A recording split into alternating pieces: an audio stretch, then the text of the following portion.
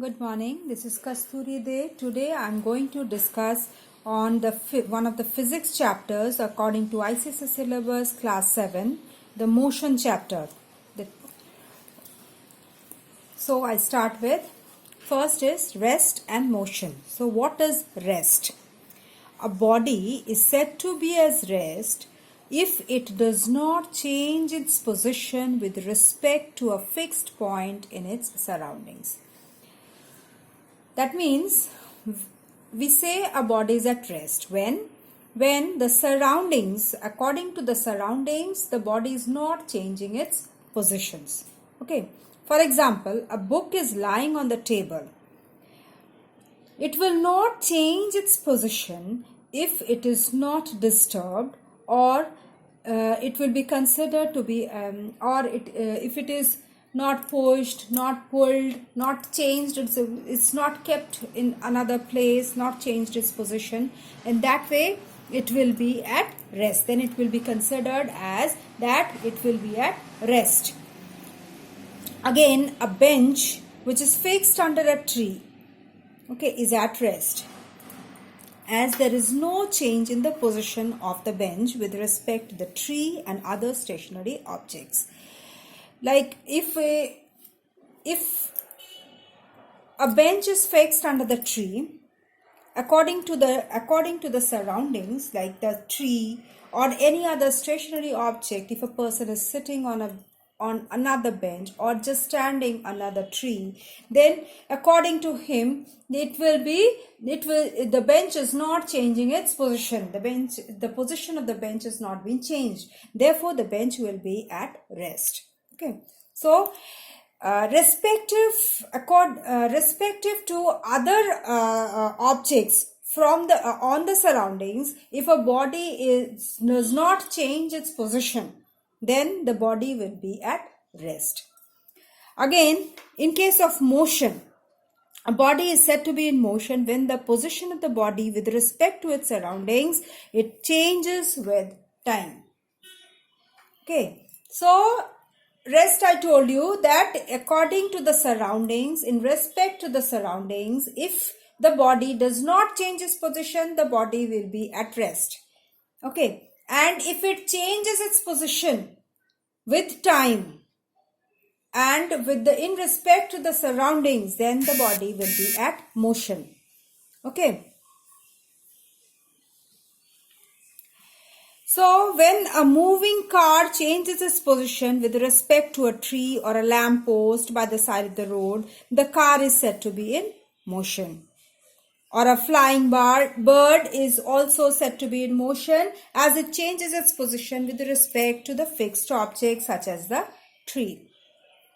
Okay, so we can say that rest and motion, these two terms are relative to each other. Why? An object can be in motion relative to one set of objects, while at rest relative to some other set of objects. Thus, the rest and motion are relative. Okay. So, an object will be rest in respect to one set of objects, and it can be in another set of objects according to another set of objects in respect to another set of objects. It can be in motion. How can this happen? I tell you. For example, if we are sitting in a room, the person is at rest. Sitting in a room, a person is at rest. But we know that the earth is revolving around the sun. So earth is in motion. So every object on the earth will be in motion. So any object in respect to any other object or a person outside the earth will see the person sitting in the room is also in motion. So with one set of objects, the person who is sitting in the room is at rest to the according to in respect to the other one set of objects which are outside the room or inside the room also, who are seeing the person sitting in the room, who is seeing that the person is not changing his place. So the person will be at rest in respect to the person, or the other objects which are present in the room or outside the room. But in respect to the objects which are outside the earth, because earth itself is revolving, earth itself is in motion. So the earth, as the earth is in motion, each and every object on the earth will be in motion. So the person sitting in the room will be also in motion in respect to the other objects which are outside the earth. Again, a bus is in motion. So a boy sitting on the bench outside the bus will see that the bus is in motion. One boy is sitting outside the bus and one boy is sitting inside the bus. So the boy who is sitting inside the bus will see that the bus outside the bus who is outside the bus will see, the boy who is outside the bus will see that the boy is inside the bus is in motion. So the trees and the boy outside the bus is moving in opposite direction. The tree and the boy who is outside the bus will be moving in the opposite direction as the bus is moving on inside in a way. So the bus roof and the bus driver is at rest, according to the boy inside the bus. The boy who is sitting inside the bus, he seems that the bus roof and the driver in the bus is at rest. But the boy outside the bus, according to the boy outside the bus, will feel that the boy inside the bus, the driver, the bus roof, all are in motion. Okay. And again, the passenger in a moving train, the other train moving with the same speed and in the same direction will be at rest. The one train who is moving with the same speed, the two trains are moving in the same speed and in the same direction, will feel that the passenger in the moving train will be at rest. The train moving in the opposite direction will feel that they are in motion, because they are moving in the opposite direction. And if you feel that both are going in the same direction, you will feel that they are at rest. Okay. So motion can be divided into translatory motion, rotatory motion, oscillatory motion, repetitive motion, random motion, combination or multiple motion, uniform or non-uniform motion. So what is translatory motion? Motion through same distance in same duration.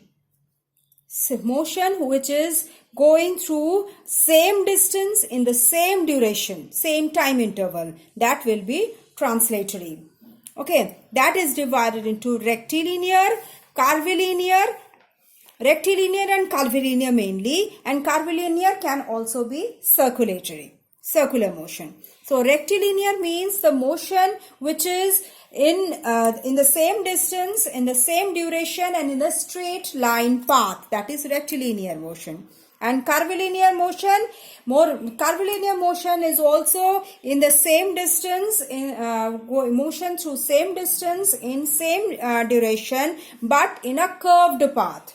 A circular motion, curvilinear motion can be circular motion because it is around a fixed point on a circular path. That is circular motion.